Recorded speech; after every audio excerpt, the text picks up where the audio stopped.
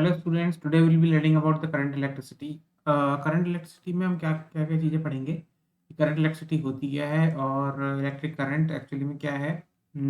इसके आगे जिसके सर्किट रिलेटेड प्रॉब्लम्स होती हैं वो भी हम सॉल्व करना सीखेंगे, पर आज नहीं। आज पहले हम सिर्फ करंट के बारे में बेसिक बेसिक कॉन्सेप्ट्स और ओम्स लॉ पढ़ लेते हैं। और एक इम्पॉर्टेंट डेरिवेशन है फॉर सीबीएसई स्टूडेंट्स जो कि सीबीएसई एग्जाम दे रहे हैं, उनके लिए भी काफ़ी इंपॉर्टेंट एक डेरिवेशन है, वो भी डिस्कस करेंगे अपन लोग। तो इलेक्ट्रिक करंट से स्टार्ट करते हैं। What is in the current electricity, आप सबसे पहले आपको पता चलना चाहिए कि व्हाट इज इलेक्ट्रिक करंट। तो इलेक्ट्रिक करंट एक्चुअली में क्या होता है, it is a rate of flow of charge. Rate of flow of electric charge को हम इलेक्ट्रिक करंट कहते हैं। तो इलेक्ट्रिक करंट मतलब rate of flow of charge. तो रेट ऑफ फ्लो क्या होता है, I is equal to Q upon T. Rate of flow of charge is charge flowing through a pipe और ए कंडक्टर पर सेकेंड। ठीक है, इसको हम डेल्टा क्यू अपॉन टी भी लिखते हैं, t q by d t. या फिर अगर किसी एक स्टैंड पर निकालना है limit delta t tends to zero, तो delta q upon delta t आपका हो जाता है d q by d t. तो ये है, ये एक्चुअली में करंट की डेफिनेशंस है, करंट को हम किस तरह से रिप्रेजेंट करते हैं, और बाकी चीज़ें देख लेते हैं।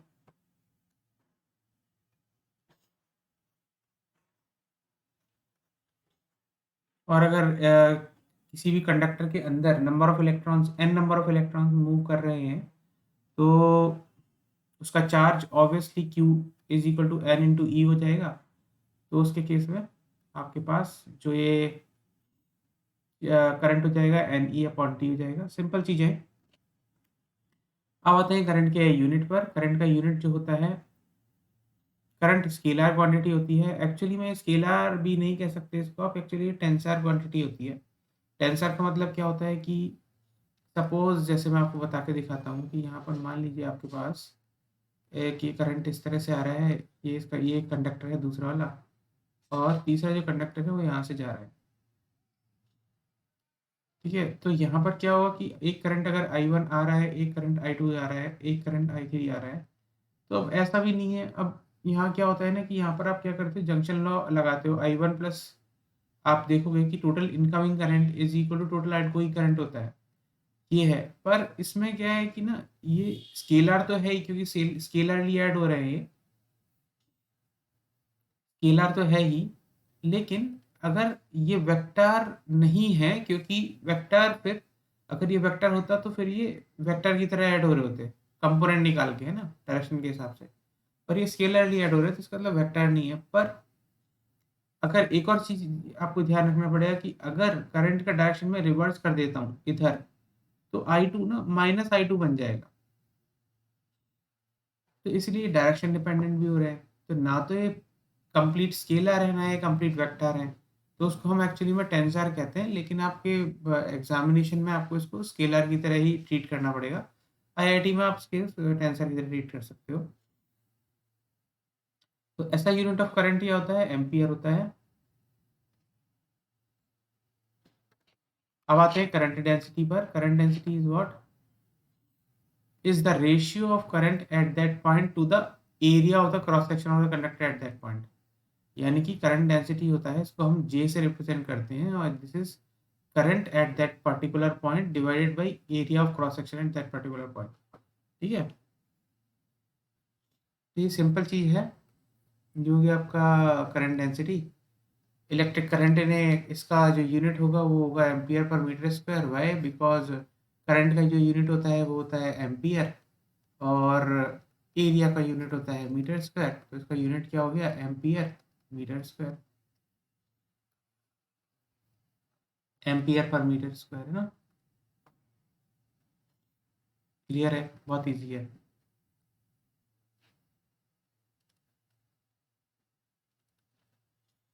अब आगे चलते हैं। Electric current in conductors. Conductor में, कंडक्टर जो मेटल्स होते हैं वो गुड कंडक्टर्स होते हैं। और कंडक्टर का मतलब क्या होता है कि फ्री इलेक्ट्रॉन्स जो होते हैं वो उसमें इजीली मूव करते हैं विदाउट एनी रेस्ट्रिक्शंस। जिस मेटल के अंदर इलेक्ट्रॉन्स इजीली मूव करते हैं विदाउट एनी रेस्ट्रिक्शंस, उसको हम कहते हैं कंडक्टर।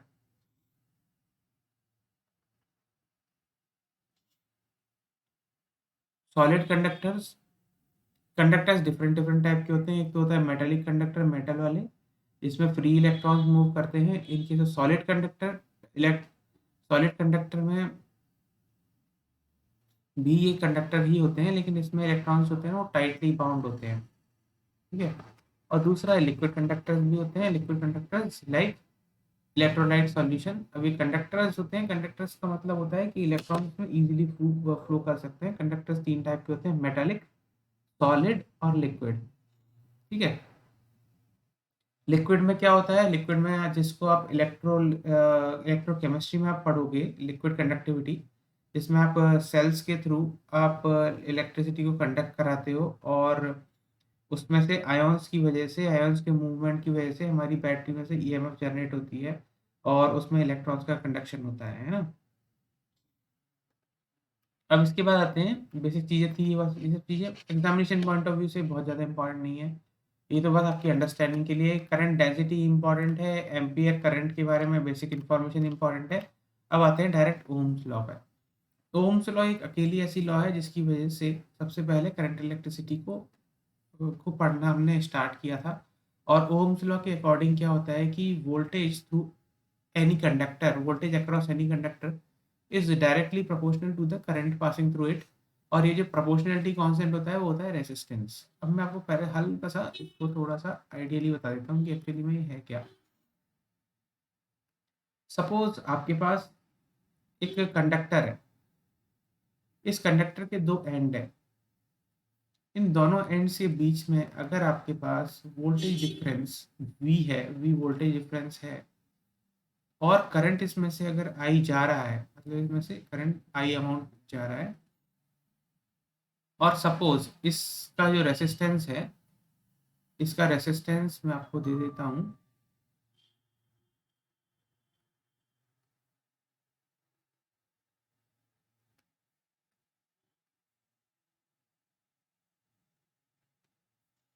इसका रेसिस्टेंस R है, इसमें से करंट जा रहा है I। तो according to Ohm's law, voltage difference across the two terminals A और B इज इक्वल टू, ये होता है प्रोपोर्शनल होता है I के, जो करंट इसमें से पास हो रहा है। और ये जो प्रोपोर्शनलिटी कांस्टेंट होता है ये होता है R। तो R की वैल्यू क्या होती है, कांस्टेंट। R एक कांस्टेंट होता है और इसको हम कहते हैं रेसिस्टेंस, है ना, resistance to the flow of current. और इसका जो यूनिट होता है वो होता है ओम।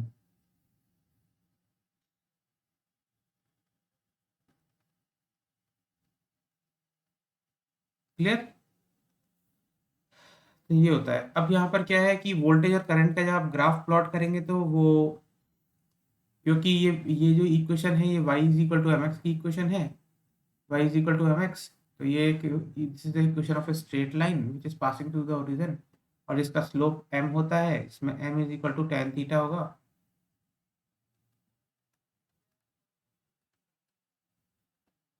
तो m इज इक्वल टू, यानी कि यहाँ पर इसका अगर आपसे पूछा जाए तो रेसिस्टेंस जो होगा इसका स्लोप होगा, ये tan थीटा होगा, है ना। ये आपको समझ में आना चाहिए, ये आपसे क्वेश्चन पूछा जा सकता है। What is the slope of the V I graph, तो आप इसको रखेंगे, slope of the V I graph is resistance. Correct. अब आगे चलते हैं। ओम्स लॉ अपन ने सीख लिया है, effect of temperature on resistance. जब रेसिस्टेंस जैसे जैसे जैसे जैसे आप टेम्परेचर को इंक्रीज करते हैं तो रेसिस्टेंस इंक्रीज होता है। और रेसिस्टेंस क्यों इंक्रीज होता है, because the movement of electrons randomly increases.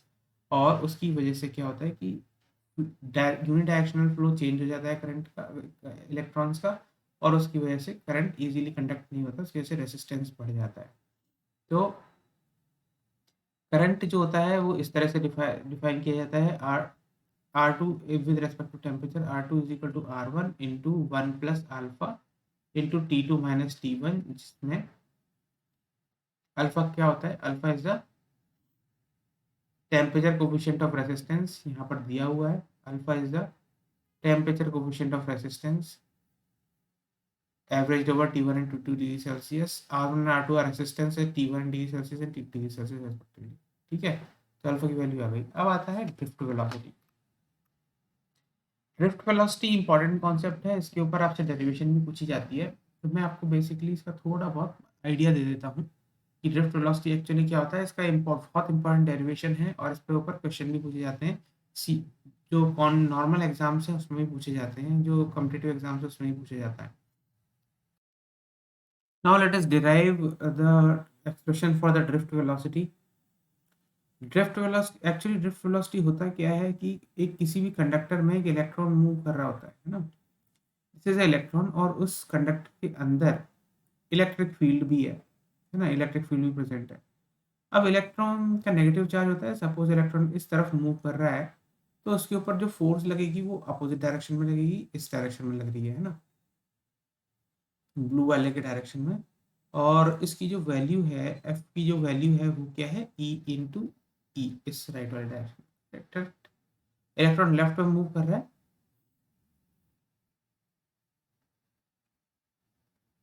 Sorry electric field मुझे राइट से लेफ्ट दिखाना चाहिए, क्योंकि इलेक्ट्रिक फील्ड अगर राइट से लेफ्ट है तो इलेक्ट्रॉन का मूवमेंट लेफ्ट टू राइट होगा। करेक्ट। क्यों? उसका रीज़न ये है कि यहाँ पर जो इलेक्ट्रॉन होता है वो नेगेटिवली चार्ज होता है, तो उसके ऊपर जो फोर्स लगेगी वो अपोजिट डायरेक्शन में लगेगी। समझ गए आप?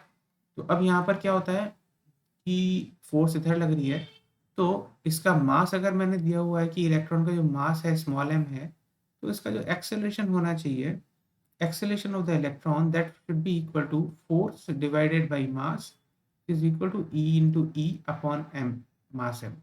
ठीक है।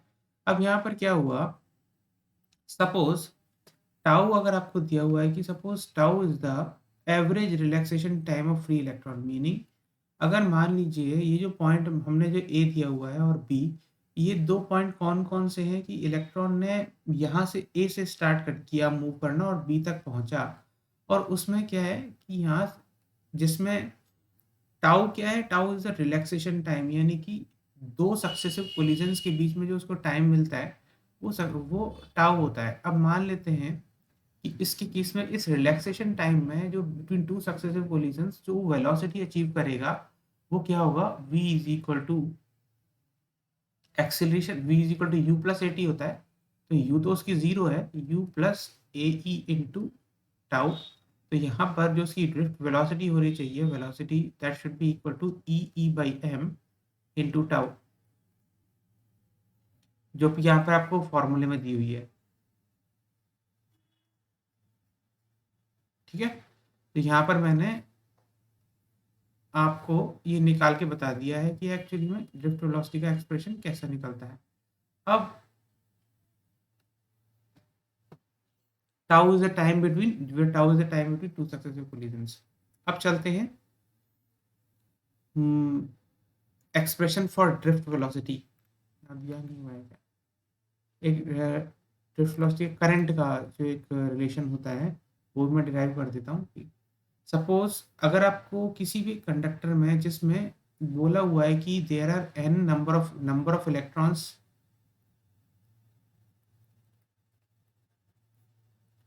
पर यूनिट वॉल्यूम दिया हुआ है। ठीक है।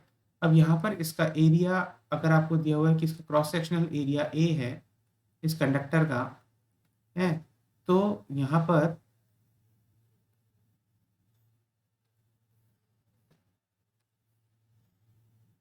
टोटल नंबर ऑफ इलेक्ट्रॉन्स कितने होंगे, टोटल चार्ज कितना होगा ए और बी के बीच में, number of electrons per unit volume इतना है एन है, तो total charge is equal to क्या होगा, एन इंटू ये टोटल नंबर ऑफ इलेक्ट्रॉन्स इतने हो गए, ये टोटल चार्ज इतना हो गया, पर ये इतने इलेक्ट्रॉन्स पर यूनिट वॉल्यूम है, तो हमें टोटल वॉल्यूम से मल्टीप्लाई करना पड़ेगा इंटू ए इंटू इसका लेंथ, है ना। इसकी अगर मैंने लेंथ ली एल तो इसकी लेंथ ये, तो ये इसका वॉल्यूम हो गया। टोटल नंबर ऑफ इलेक्ट्रॉन मेरे पास यहाँ पर टोटल चार्ज आ गया in the total volume in this volume. अब मुझे करंट निकालना है, तो करंट निकालने के लिए मुझे क्या करना पड़ेगा, I is equal to Q upon delta T होगा। डेल्टा टी निकालना पड़ेगा, टोटल टाइम से डिवाइड करना पड़ेगा। तो यहाँ पर क्या होगा, ये n e a into l upon delta t. पर यहाँ पर हमें पता है कि n e a into l by delta t क्या है, लेंथ अपॉन डेल्टा पूरा time is this is the drift velocity. तो यहाँ पर आई की वैल्यू क्या हो गई,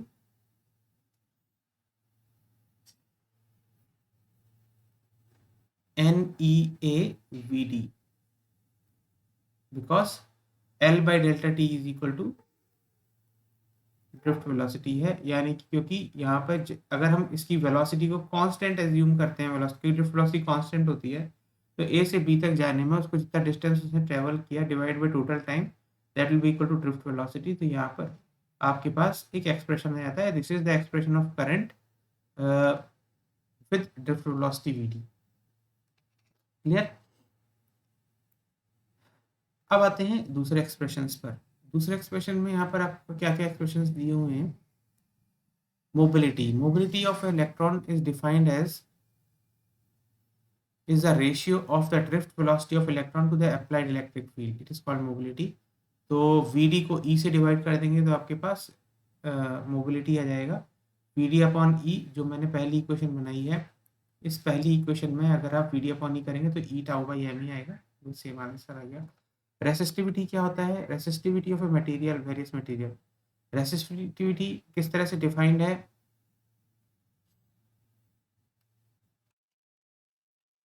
अब रेसिस्टिविटी निकालने के लिए मैं क्या करूंगा, क्योंकि हमें एक चीज पता होती है कि resistivity J is equal to sigma into e होता है। ये एक रिलेशन होता है जिसमें J क्या होता है, J is the current density,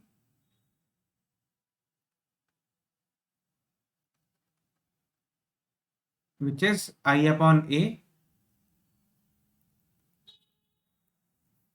है ना। और सिग्मा जो होता है, sigma is the conductivity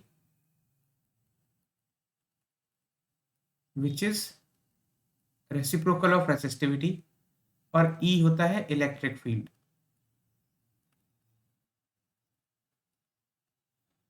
Resistivity for any conductor is defined as rho is resistivity, it is defined as rho L upon A। अगर आपके पास कोई भी एक कंडक्टर दिया हुआ है जिसकी लेंथ है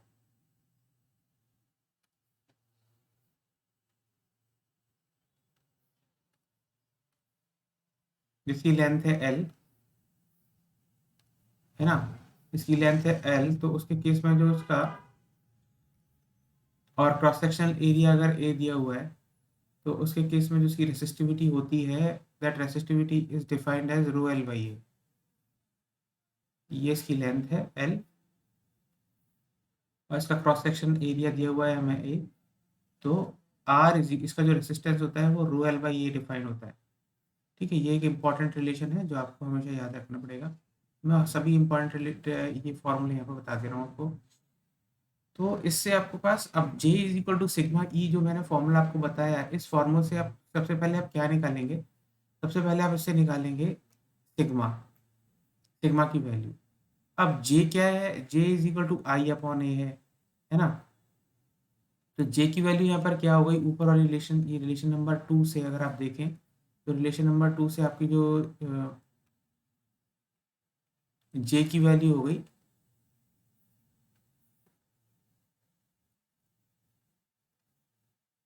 एन ई वी डी,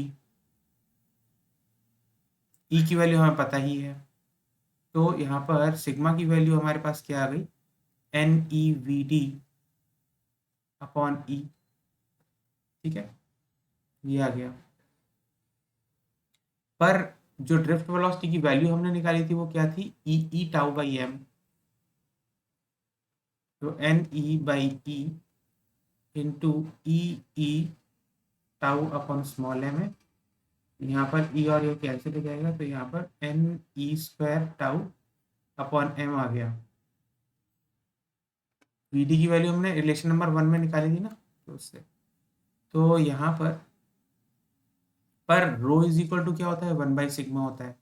तो रो इज इक्वल टू 1/सिग्मा, यानी कि एम अपॉन एन ई स्क्वायर टाउ। तो ये एक आपके पास रिलेशन बन गया है इसका। और यहाँ पर आपके पास एक और रिलेशन आ गया है कि सिग्मा क्योंकि कंडक्टिविटी होता है, कंडक्टिविटी की वैल्यू क्या होती है ना, ये हो गई। और करंट डेंसिटी की वैल्यू भी आपने निकाल ली है, यहाँ पर करंट डेंसिटी इज NEVD। ठीक है। अब यहाँ पर एक और एक्सप्रेशन जो आपको चीज समझनी पड़ेगी वो क्या है, सारी डेरिवेशन रिलेटेड जितनी भी चीजें हैं ना, मैंने यहाँ पर डिराइव कर दी हैं आपके लिए, तो ये सब डेरिवेशन रिलेटेड चीजें हो गई हैं आपकी। तो यहाँ पर रेसिस्टिविटी हमने निकाल दी है रो, रो कंडक्टिविटी, कंडक्टेंस जिस तरह से रेसिस्टेंस होता है, रेसिस्टिविटी का रेसिप्रोकल कंडक्टिविटी होता है, उसी तरह से रेसिस्टेंस का रेसिप्रोकल कंडक्टेंस होता है। ठीक, ऐसा यूनिट इसका मोहो होता है या फिर सीमन होता है ना। ये आप डायमेंशन यूनिट तो आप निकाल सकते हो। Conductivity, conductivity sigma is equal to 1/ρ, मैंने अभी अभी आपको बताया था, है ना। इसका यूनिट मो पर मीटर होता है। और relation between j sigma and e, I is equal to NEAVD मैंने अभी अभी ऊपर निकाला था, और j is equal to sigma e भी मैंने अभी अभी आपको जस्ट बताया था। ठीक है ना। तो ये है सुपर कंडक्टिविटी। फिर उसके बाद सुपर कंडक्टिविटी क्या कहते हैं इसको, सुपर कंडक्टिविटी जब resistivity of a certain metal alloy drop to zero, है ना। मतलब सुपर कंडक्टिविटी मतलब वो इतना ज्यादा कंडक्टिव है कि उसके अंदर बिल्कुल भी रेसिस्टेंस नहीं है, तो उसको सुपर कंडक्टर कहते हैं। और ये चीज तब होती है जब when they are cool to a below a certain temperature, जब बहुत लो टेम्परेचर हो जाता है ना, तो रेसिस्टिविटी ऑफ सर्टेन मटेरियल या फिर अलॉय जीरो हो जाती है, तो उसको हम कहते हैं सुपर कंडक्टिविटी। ठीक। तो ये सब इसको जो यूनिट दिए हुए हैं सब आपके इंपॉर्टेंट जो कॉन्सेप्ट है वो सब कवर हो चुके हैं। हम इससे रिलेटेड एक प्रॉब्लम देखेंगे।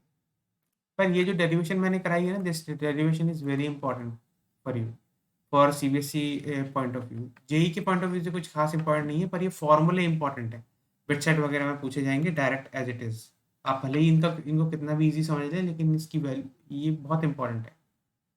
तो all the best. Now let us solve a problem related to the CBSE class 12. Question is derive the relation between the current density J and potential difference V across a current carrying conductor of length L, area of cross section A, and the number of density N of the free electron. अब देखिए हमें यहाँ पर क्या क्या पता है ना, कि कुछ चीज़ें तो हमें पहले से पता है जो मैंने अभी भी डिराइव की थी।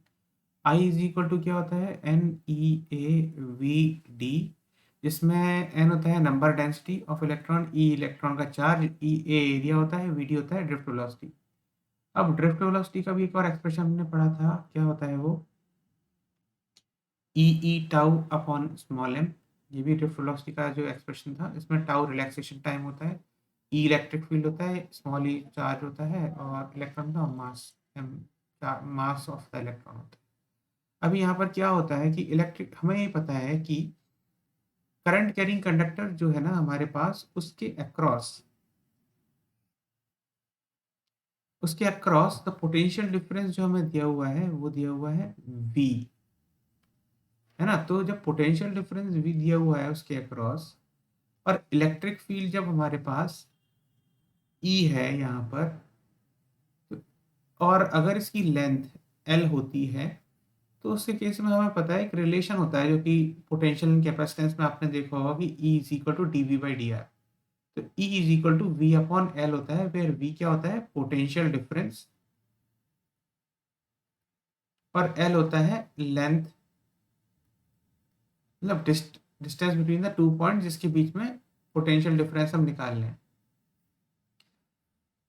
तो यहाँ पर क्या करेंगे, अब हमें क्या करना है, निकालना क्या है, current density J and potential difference V। अब करंट डेंसिटी J क्या होता है, वो होता है I अपॉन ए। तो हमारे पास एक एक्सप्रेशन आ जाता है, जब हम इसको यूज, पहले वाली रिलेशन को, दूसरी वाली रिलेशन को, इसको मैं थर्ड रिलेशन बोल दिया, और E इज इक्वल टू V/L, ये मैं फोर्थ रिलेशन बोल देता हूँ। तो यहाँ पर मेरे पास क्या हो गया, अगर मैं 1/3 को यूज़ करूँगा, तो मेरे पास एक चीज़ आएगी 1/3 को यूज़ करके, J is equal to NEVD, है ना।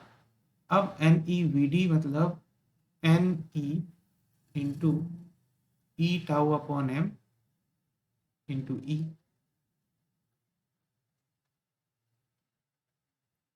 ठीक है, ये हो गया हमारा जे। पर ई की वैल्यू है मेरी 4, तो अब मैं 4 भी यूज करूंगा। तो यहाँ पर मेरे पास क्या आएगा, j is equal to n E square tau upon m into v by l. तो यहाँ पर जे करंट डेंसिटी की वैल्यू क्या हो गई मेरी, n E square tau v upon m l, where v potential difference है। तो ये हो गया है आपका पहला वाला क्वेश्चन सॉल्व। अब आते हैं दूसरे वाले क्वेश्चन पर, दूसरे वाले पार्ट पर। Estimate the average drift speed of conduction electron in copper wire of cross section area 1 point, area हमें दिया हुआ है, हमें एरिया दिया हुआ है कितना, 1 × 10⁻⁷ मीटर स्क्वायर। करंट कितना कैरी कर रहा है, ये 1.5 एम्पियर कंडक्टर। और नंबर डेंसिटी एन की वैल्यू दे दी 9 × 10⁻28 दिया हुआ है। हमें पता होता है कि इलेक्ट्रॉन का जो चार्ज होता है वो होता है 1.6 × 10⁻⁹ कूलम। ये वैल्यू आपको हमेशा याद रहनी चाहिए। Drift speed of conduction, drift speed of conduction electron पूछा है वीडी, है ना, इज इक्वल टू व्हाट। अब हमें रिलेशन क्या पता होता है, I is equal to n e a v d पता होता है, तो हम इस रिलेशन को यूज करेंगे। तो यहाँ पर हमारे पास 1.5 इज इक्वल टू एन की वैल्यू है 9 × 10⁻28 इंटू 1.6 × 10⁻⁻19 कूलम। एरिया है 1 × 10⁻⁷। वी डी की वैल्यू हमें निकालनी है। जब आप इसको सॉल्व करेंगे तो आपके पास वी डी की वैल्यू आएगी, जब इसको सॉल्व करेंगे ना तो वी डी की वैल्यू आपके पास आनी चाहिए, V D is equal to 1.042 into 10⁻³ metre per second. ये आपका दूसरा वाला क्वेश्चन भी सॉल्व हो चुका है। ये सीबीएसई क्वेश्चन आपका सॉल्व हो गया है। All the best, thank you.